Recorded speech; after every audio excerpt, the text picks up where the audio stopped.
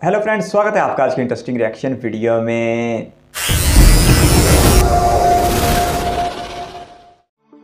Hello नमस्ते, welcome to my YouTube channel. आज हम बात करने वाले हैं इसरोस 2023 प्रोजेक्ट्स के बारे में। हमें पता है स्पेस ऑर्गेनाइजेशन दिन ब दिन इतनी आगे बढ़ती जा रही है। हर दिन नए रॉकेट, हर दिन नई सैटेलाइट, हर दिन नए रोवर्स जो कि लॉन्च किए जा रहे हैं गवर्नमेंट या फिर किसी प्राइवेट ऑर्गेनाइजेशन के द्वारा। इसमें रोसकोसमोस, नासा और भी दुनिया की स्पेस ऑर्गेनाइजेशन है जो स्पेस में अपने छाप छोड़ना चाह रहे हैं। वहाँ पर इंडियन स्पेस रिसर्च ऑर्गेनाइजेशन यानी इसरो भी कुछ इसी तरह से काम कर रही है और बहुत सारे मिशन और प्लान के साथ 2023 में उतरी है। जैसे कि अगर बात करें कि 26 अक्टूबर 2022 में इंडिया ने लॉन्च की थी लगभग 381 सैटेलाइट फॉर डिफरेंट कंट्री, जिसमें यूएसए था, कनाडा था, यूके, जर्मनी, स्वीडन और बहुत सारी कंट्रीज इंक्लूडेड थी, which is a good achievement. पर अभी हम देखते हैं लिस्ट मिशंस की जो इसरो के द्वारा दी गई है, जो कि इस 2023 से 2030 साल के बीच में लॉन्च किए जाएंगे। इसमें सबसे पहला आता है गगनयान।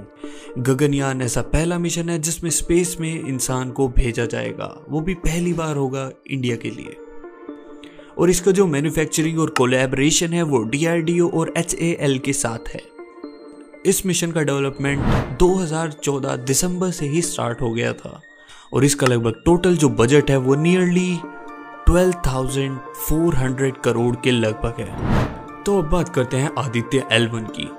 इंडिया का पहला एक सोलर ऑब्जर्वेशन मिशन है। इसमें बेसिकली होगा क्या कि इसमें लैग्रेनियन पॉइंट पे सैटेलाइट को भेजा जाएगा जो कि अप्रोक्सीमेटली 1.5 मिलियन किलोमीटर दूर है पृथ्वी से।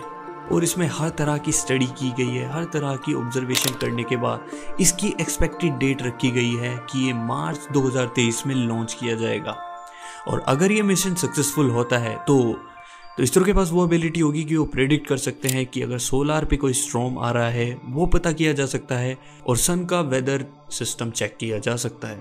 अगर इसके बजट की बात करें मिशन के, तो इसमें लगभग 378 करोड़ की लागत लगी है अगर हम लॉन्चिंग कॉस्ट को हटा दे तो अब बारी आती है चंद्रयान 3, जिसकी जो एक्सपेक्टेड डेट रखी गई है वो है 2023 जून को।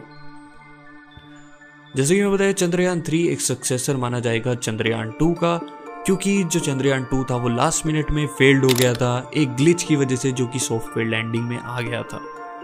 जैसे इसका नाम सजेस्ट करता है, लूनर एक्सप्लोरेशन मिशन, जिसकी जो लॉन्च व्हीकल होगी वो ही Mark 3 LVM रॉकेट और इसका जो बजट होगा वो अप्रोक्सीमेटली 615 करोड़ का होगा। अगर चंद्रयान 3 सक्सेसफुल होता है तो इंडिया चौथी कंट्री बन जाएगी जिसने सॉफ्ट लैंडिंग की हो मून पे सक्सेसफुली। अगला आता है एक्स-रे पोलैरिमीटर सैटेलाइट। इस मिशन को प्लान किया गया है कि इसे लॉन्च किया जाएगा सेकेंड क्वार्टर ऑफ 2023 में, जिसमें एक स्मॉल सैटेलाइट लॉन्च की जाएगी SSLV। इस मिशन की जो कॉस्ट है वो 95 करोड़ है और इस प्रोजेक्ट को बिगिन किया गया था सितंबर 2017 में। इस मिशन का काम ये होगा कि इसमें जो सैटेलाइट होगी वो ये स्टडी करेगी पल्सर्स के बारे में, एक्टिव गैलेक्टिक न्यूक्लियाई के बारे में, ब्लैक होल, एक्सरे, बाइनरीज के बारे में और नॉन थर्मल सुपरनोवा रिमेनेंट्स के बारे में। नेक्स्ट यहाँ पे बात आती है NISAR यानी निसार। ये जो प्रोजेक्ट है ये जॉइंट प्रोजेक्ट है नासा और इसरो के बीच में। इस मिशन में जो सैटेलाइट होगी वो अर्थ के ऑब्जर्वेशन के लिए होगी और इसकी जो एस्टिमेटेड कॉस्ट होगी वो लगभग $1.5 बिलियन होगी। और ये जो सैटेलाइट है वो एक्सपेक्टेड की जा रही है जनवरी 2024 तक लॉन्च की जाएगी। और ये जो सैटेलाइट होगी वो एक्चुअली करेगी क्या, वो नेचुरल प्रोसेसेस के बारे में स्टडी करेगी जो कि आर्टिक और अंटार्कटिक रीजन है अर्थ का। और इसको जो लॉन्च किया जाएगा वो इंडिया में GSLV Mark 2 के साथ लॉन्च किया जाएगा, जो कि इस मिशन का प्लान है। इसके बाद आता है Mangalyaan 2, which is the most awaited mission I can say, जिसकी जो डेट है वो लॉन्च की गई थी 2021 से 2022 में, पर कुछ कमियों के कारण, कुछ नई स्टडीज के कारण, कुछ रॉकेट के लिए दिक्कतों के कारण, बहुत सारी चीज़ों को नेग्लेक्ट करके और एक एक्सपेक्टेड डेट, एक नई डेट लॉन्च की गई, वो थी 2025। तो ये 2025 में लॉन्च किया जाएगा। इसका जो ऑब्जेक्टिव होगा वो मार्स पे सॉफ्ट लैंडिंग का इसका मिशन होगा, जो कि एक एशियंट लेक मानी जा रही है, एड्रानिया बेसिन, जहाँ पे इसको सॉफ्ट लैंड किया जाएगा। अब बात आती है शुक्रयान 1 की, जो कि एक और इंटरप्लेनेटरी मिशन है इसरो का। सो शुक्रयान 1 को प्लान किया गया है वीनस के एटमॉस्फेयर और उसके सरफेस को स्टडी करने के लिए, और इस मिशन को प्लान किया गया था दिसंबर 2024 में। और इसमें जो स्पेस व्हीकल होगा वो होगा GSLV Mark 2। इस मिशन को पर्पस किया गया था 2022 में गवर्नमेंट ऑफ इंडिया के द्वारा, और इस मिशन में इसरो के साथ जो प्रपोजल दिया गया था, जिसमें बहुत सारी कंट्री ने कोलैबोरेशन किया था, जो कि है फ्रांस, स्वीडन, जर्मनी, रशिया, ये सब कंट्री थी जो इस मिशन में शॉर्टलिस्ट की गई थी। तो बात करते हैं एस्ट्रोसैट 2 की। जैसे कि सक्सेसफुल एस्ट्रोसैट 1 हुआ था, जो कि ऑपरेशन खत्म हुआ था 2020 में, एस्ट्रोसैट 2 एक इंडिया का second multi wavelength space telescope है। बेसिकली अगर मैं इसके की फंक्शन की बात करूं और इसे सिंपल लैंग्वेज में बताऊं तो ये स्टडी करता है neutron star, black holes, binary star system और स्टार बर्थ रीजन को। जो एस्ट्रोसैट 1 है वो मैनेज किया जाएगा स्पेसक्राफ्ट कंट्रोल सेंटर इसरो के द्वारा। और इसके बाद आता है हमारा लास्ट मिशन, जिसका नाम है लूनार पोलर एक्सप्लोरेशन मिशन, जिसको चंद्रयान 4 भी कहा जाता है। जैसे कि इसका नाम बताया जा रहा है लूनर रोबोटिक मिशन, जो कि कोलैबोरेशन है एक जापानीज एरोस्पेस एक्सप्लोरेशन एजेंसी से, जिसका नाम है JAXA। तो इसका ऑब्जेक्टिव ये होगा, इसका जो ऑब्जेक्टिव होगा वो ये होगा कि इसमें मून का जो साउथ पोल है उसको एक्सप्लोर किया जाएगा। इसमें एक लैंडर और एक रोवर भेजा जाएगा, जिसकी जो एक्सपेक्टेड डेट है वो 2025 है। और 2019 में नासा ने भी डिस्कस किया था कि उनकी भी प्रोबेबिलिटी है इस मिशन को ज्वाइन करने की। तो दोस्तों, कैसी लगी आपको ये वीडियो? तो आपका इन मिशंस के बारे में क्या विचार है, कमेंट करके आप जरूर बताना। So thank you, bye bye, और मिलते हैं किसी और वीडियो में। इसरो के ये सारे प्रोजेक्ट देखे तो ऐसा लग रहा था कि जैसे इसरो ने अब ठान लिया है कि वो सियारों से अगले जहान में दाखिल होकर रहेगा।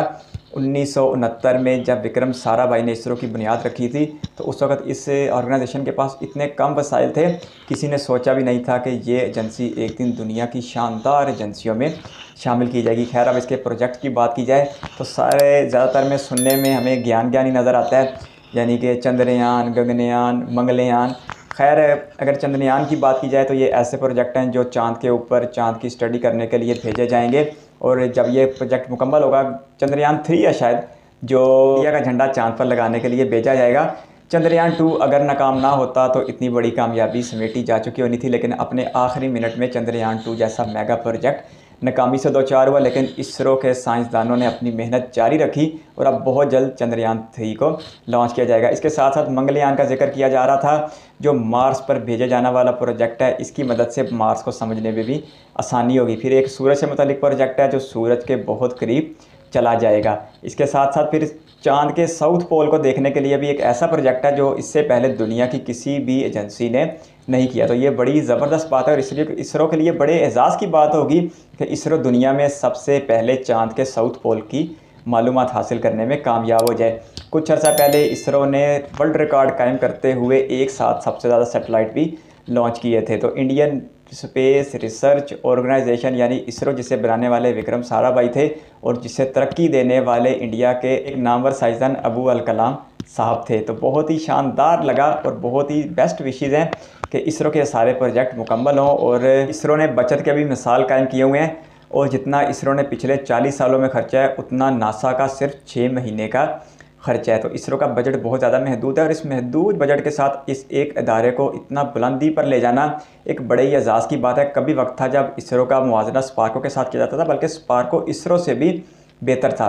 लेकिन आज बड़े अफसोस के साथ कि स्पार्को की तरक्की को अच्छी खासी ब्रेक लग चुकी है, जबकि दूसरी तरफ इसरो के साइंसदान बहुत कम बजट के साथ अपनी इस स्पेस ऑर्गेनाइजेशन को दुनिया की बड़ी स्पेस ऑर्गेनाइजेशन के साथ खड़ा करने में कामयाब होते हुए दिखाई दे रहे हैं। अभी नासा से तो बहुत पीछे है, लेकिन फिर भी जिस तरह इसरो कामयाबी के साथ चल रहा है, तो एक दिन इसका कंपैरिजन नासा के साथ भी किया जाएगा।